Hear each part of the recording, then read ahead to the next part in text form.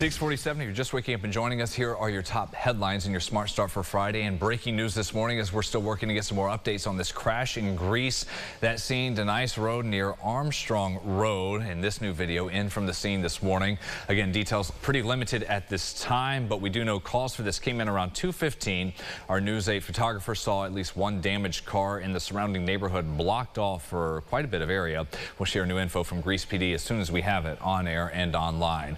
Also breaking here in Rochester, a police standoff on Sealy Terrace ended around 12:30 this morning or so. The police surrounded the home after getting a call for two men fighting with a weapon involved and one of them firing a gun. Everyone inside that home, including the potential suspect and victim, eventually came out and were detained. Police tell us they're still working through this early investigation before announcing word on any potential charges that may be coming. At least 4 people are confirmed dead. Nearly 1 million customers are in the dark in Harrison County, Texas. That includes Houston after severe thunderstorms overnight. Those storms blew out windows, as you saw, in high-rise buildings, down many trees, and this morning authorities are telling people to stay off the road. At the Bush Intercontinental Airport, sustained winds were clocked at 60 miles per hour. Oof. And James, that system is quickly moving on through, getting towards the Florida Panhandle.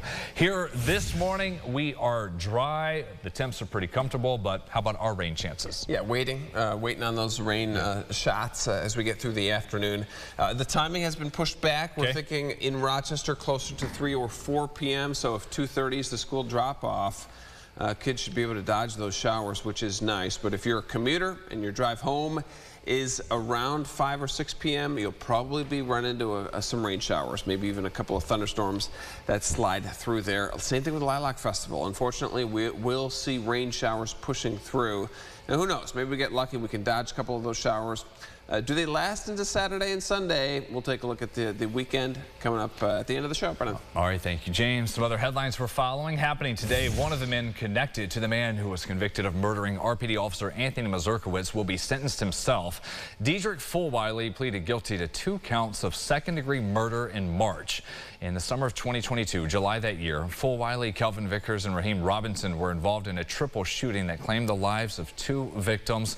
A third person survived. Fulwiley and Robinson were charged separately from Vickers, who already went to trial, got convicted on every count, and is serving the rest of his life in prison for the murder of the officer. Fulwiley's plea agreement comes with 30 years to life in prison. He'll be formally sentenced at 9:30. Robinson hasn't been sentenced yet. That's later this month, and that is on convictions of murder counts.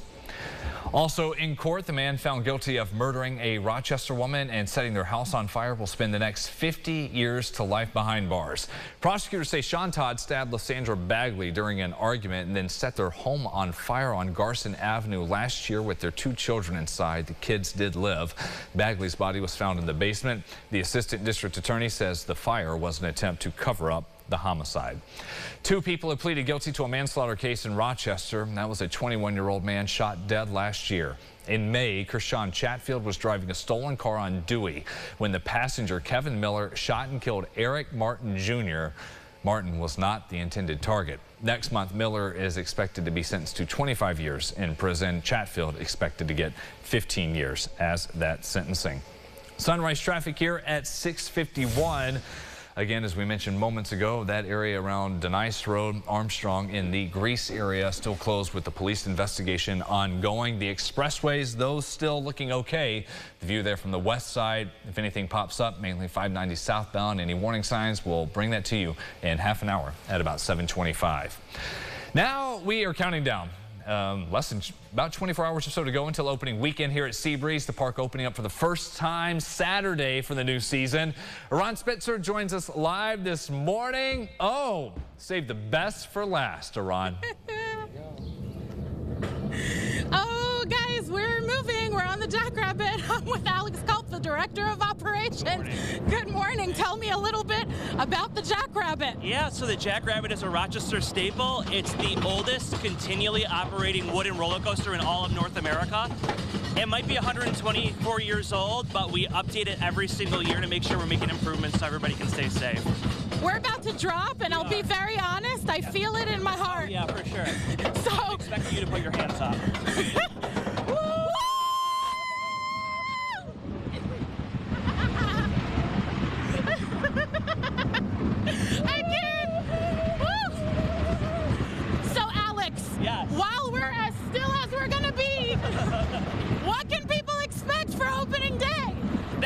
expect us to be here from 11 to 6 Saturday and Sunday, and you can go online and you can get a $10 off coupon all the way through June. My understanding is that there are special ticket prices. Yeah, so we're doing a special ticket price for this weekend, $32.99. You get that at the Gator online, and like I said, $10 off all the way through June online. And we got to scream now. Whoa! There is a tunnel. I am in a tunnel.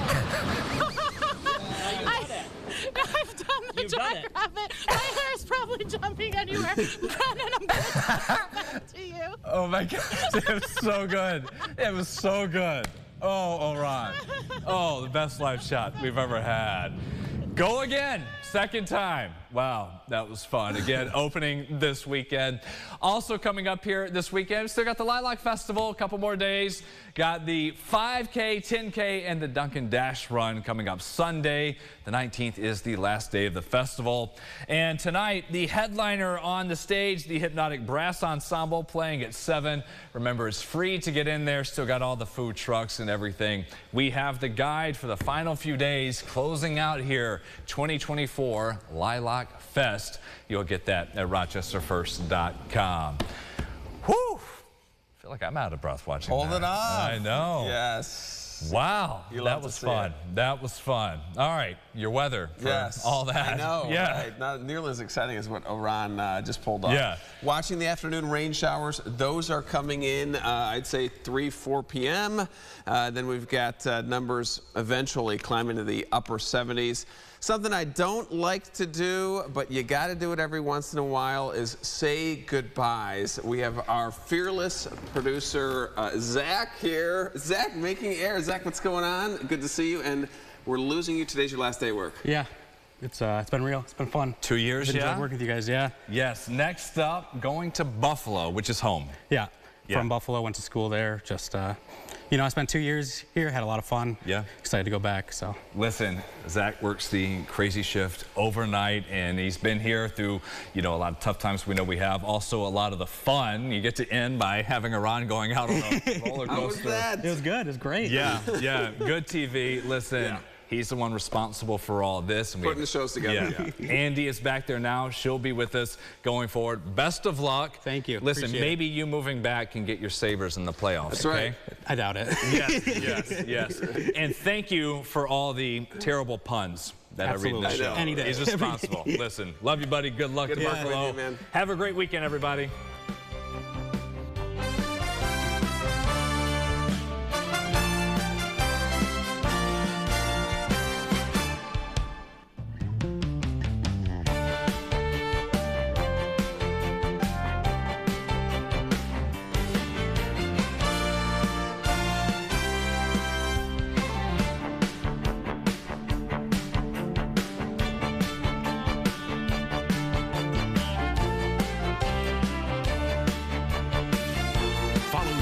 Wherever you are, on RochesterFirst.com, Facebook, Twitter, and on our app for news and weather.